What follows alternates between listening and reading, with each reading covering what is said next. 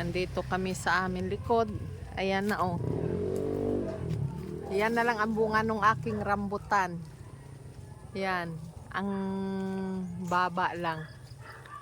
Yun. Ayun, yun. Hinog na yun. Yan oh, yan. Ari. Ari oh. Ari. Tama na yan. At pahinugin daw yan ang gusto ni Mikaela. Wala na ang iba. Ubos na. At naaabot lang kasi. Ayan. Ito ay buto nung itinanim ko. Pero mababa pa lang siya. Nagbunga na siya. Yan. Ang dami nitong bunga. Yun. Andyan sa labas. Nauubos na. Ubos na talaga. Madami yan ang bunga dyan. Oh. Madami siyang bunga. Kaya lang, tuwing daan ng mga bata dyan, natigil din eh. Nangunguha. Hindi namin mamalayan. Kaya ang natitira nandito lang sa loob. Matamis ito. Ayan ako. Ay. Sarap ay. Yan. Yan o, si Master. Nakain na. Iba pag may tinanim ka at may na. Galing sa trabaho. Ito ang pahinga. Kadadating niya lang yan, nagawa doon ng aming lababo sa aming kubo. Yan. Ginawa niya ng lababo. Gawa niyang reklamo ko ng reklamo. Ang hirap kasi maghugas ng mga gamit namin nga walang lababo. Ayun yun. Dami pang bunga. Bukas-ugasan mo yung mga bandon.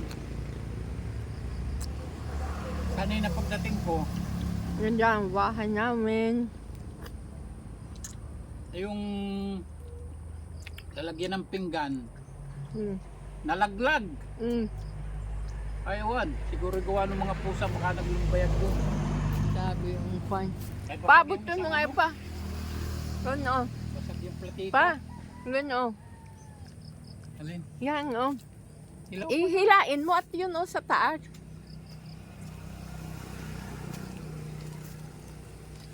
Hindi yan. Sige. At ako na lang kukuha. Ayun ang ihapay.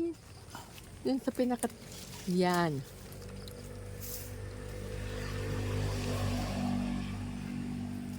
Ito ang pahingahan namin. Tamis. Ha? Ha? To. Yan. Tamis. Rambutan. Pag may itinanim, may rambutan din. Yan. Doon niya. Doon sa anuan kita. Doon sa isilom. Diba?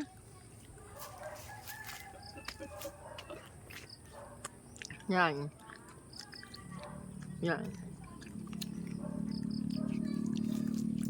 Kala ko hindi ito bubunga. Ito ay itinanim ko. Hindi mo nga tinanim yan? Tinanim ko yung tubuan yan dyan, oh. Tubo na itinanim mo. Nilipat ko lang dyan. Tapos naputol. Kunin mo dito ang ano. Pinutol yan ng asawa ko ng 2 beses niya. Pinutol yan yung pag-scratcher niya. Kaya ko yung nagagalit. Sabi ko, babae yan. Hindi daw babae. Hindi sa may buliga. Sabi mo na naman, babae na. Oo, babae yun yan. Ang dami pang bunga. Tanim mo. Ha? Nagbunga na rin ito. Yan. Ito ay tuklapin. Tuklapin din. Nakatikim na ako, nagbunga ito ng 3. Ay, kinain mo? Mm. Yan, tuklapin. Binili niya yan ng 250. Ang kasama nito ay kwan. Larsunis. Hindi nagbunga yung larsunis. Nagbunga siya agad. Maliit pa lang nagbunga natin. Ito ay yung dugsong. Ito naman, tinanim namin na dwarf. 2 years, magto 2 years pa lang ito ngayong November. So isang buwan pa, ay isang taon pa. Pag nagpuso ito, gawin ko itong kuan, karitan. 2 years, 1 year pa bago yan magbunga. Kasi sabi 3 years daw ay. Tingnan natin kung talagang 3 years bubunga siya. Ako'y napapasarap ng kain. Ba, tama na yan. Maglupit ka naman. Hindi naman.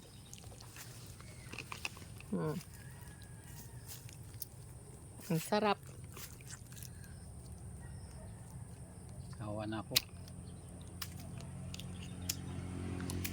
Masarap pa Andito. yung mangustin. Tanim natin ni Nandito ang aming mga manok. Kawa kami sa pagkatay. Sinali lang ako hindi niya. Diyan ako magpausok. Usok na ako. Maya. Mamaya. Itong likod ng aming bahay.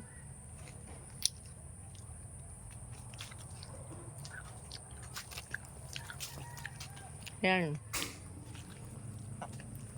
Food Island namin. Maganda dito pag hindi na ulan. Yan.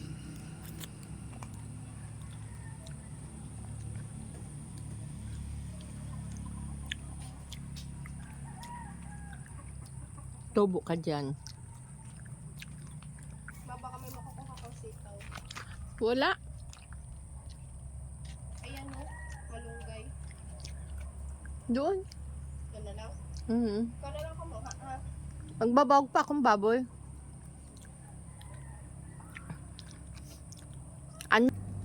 Punta tayo sa aking baboy. Ako'y magbabahog na, hapon na. Lampas na 5:00. Ayun o. Ang aming saluyot. Tinatanim ko itong saluyot. Yung aming talong may mga bunga na. Ito ay pinutol namin. Tapos nagsuwi siya. May mga bunga na. Yan. At ito hindi namin pinutol. Yan o. May mga bunga. Ang daming bunga. Yung hindi mo na nabilihin sa palengke. Ari o. Matigas na ito. Yan ang papaya namin. Mababa lang siya pero may bunga. May talong. Yan. Ay parang may sakit. Ay may kisot. Yan. Ay ang aming dragon fruit. Ang daming bulaklak. Nagsisibulan ng mga bulaklak niya. Ari ang dami. Kailangan hindi nagkaigi. Ito lang ang magkaigi. Yan. Ito. Dami pag ang kuan yan. Malaki na. Opo. Kaya nga.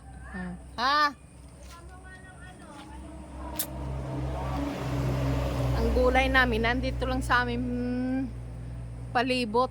May si patula. Diba? Dito na lang namin damputin. Hindi na namin kailangan bilihin. Yan. Yan, may mga kalamansi kami saluyot. Yan.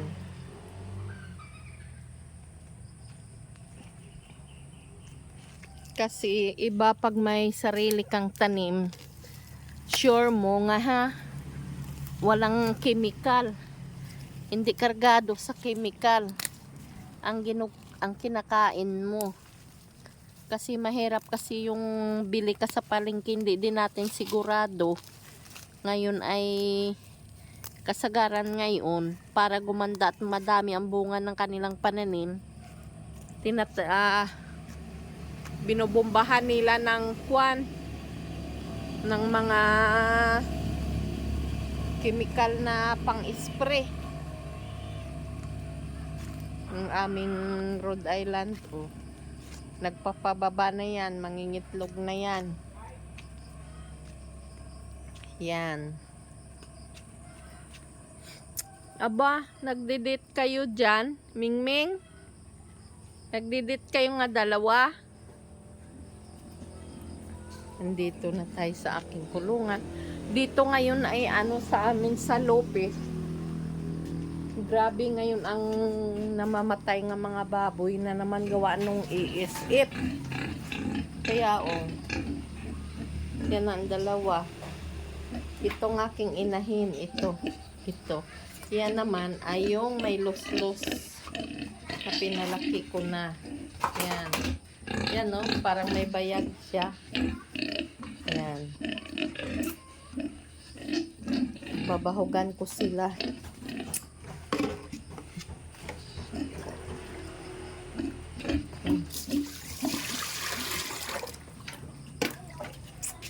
Tatakalin ko ang kanilang feeds kinakain. Kailangan takal ng 1 kilo at kalahati lang ang pagkain nila.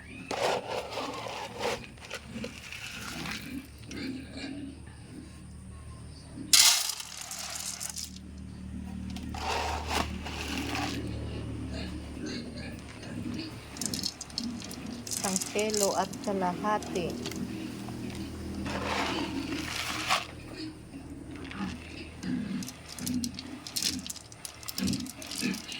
Sa umaga 1 kilo at kalahati din.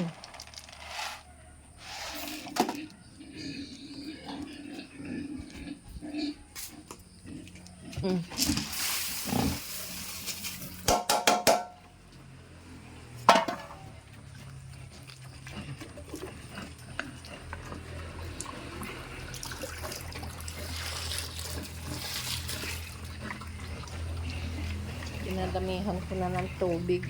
Hindi dry feed ang pangko sa kanila, kundi may sabaw.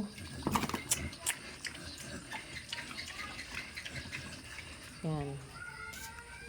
Ang aking aso nga si Tigre, dito lang siya sa ilalim. Gawa nung ang kanyang bayag ay tinalian. Yan. Hindi pa magaling.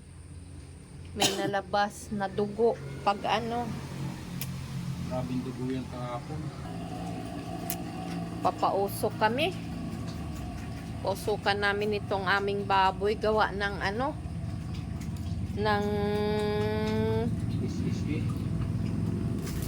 iisip.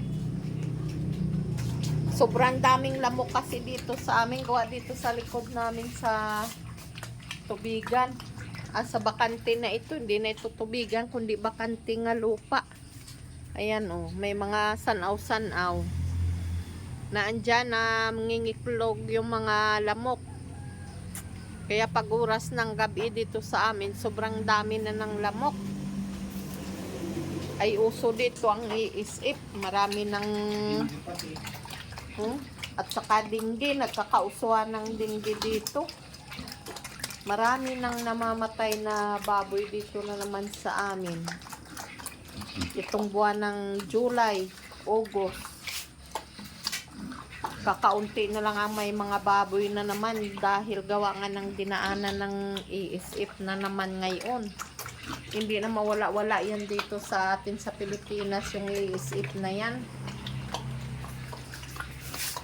Yung ginagawa namin sa hapon, nagpapausok kami. Itong nilalagay namin yung ito, kusot nung kahoy pa kukulamber. Hiningi namin doon sa sa lalagarian, hiningi namin. Yan, isang sako na yan. At saka aring citronella. Yan, ang citronella. Tanim ni Master. Inano namin ito. Ayan kinuha niya ng asawa ko sa kabila. At mamaya magpapausok din kami doon sa likod ng bahay namin. At pag mayroong gayon nangangamoy yung naabong yung amoy niyan. Takot ang lamok, nalayas ang lamok. Sa citronella na yan, yan ang ginagawa namin, sinasapaw namin yan dyan sa amin pampausok dyan. Para masunog siya, tapos tinatabunan namin ng kusot. Yun, ang usok nangangamoy ng citronella. Nababawas-bawasan ang lamok. Tapos na kami sa aming baboy. Papausok na naman kami sa aming doon sa likod ng aming bahay. Yung aming tandang na Rhode Island, ang laki. Yan. Rhode Island, ang aming sili. Butik-tik sa bunga. Yan. Ang dami dito nangihingi sa amin yan. Yan, oh.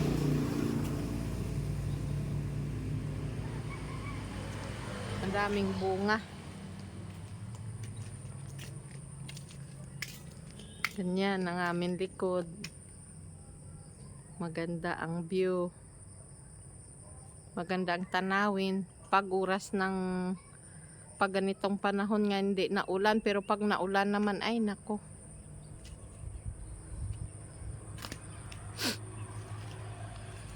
Ang daming bunga nung aming malunggay, oh. Ganda gulayin. Masarap gulayin yan sa hinabraw. Yan ang ipapausok ng aking asawa para matanggal ang lamok.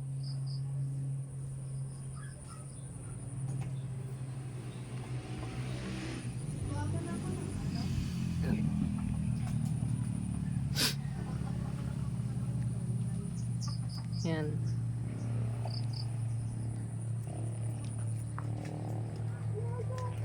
Papausok na. Yan ang ipapausok niya. Ako na pa na yun si Master. Sana dito banda pa, oh. Kasi ang usok pa gayon. Saan? At maabot pa dyan ng Ay di sige, dyan na lang.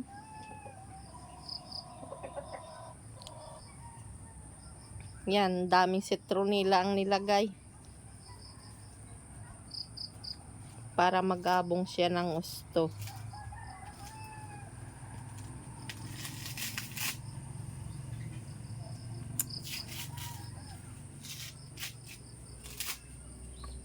Kanina, pagka tawid niya dito, matapos niya na nagawa ang kanyang gawa doon paglalagay ng lababo sa aming kubo. Ngayon, pagpapausok naman siya.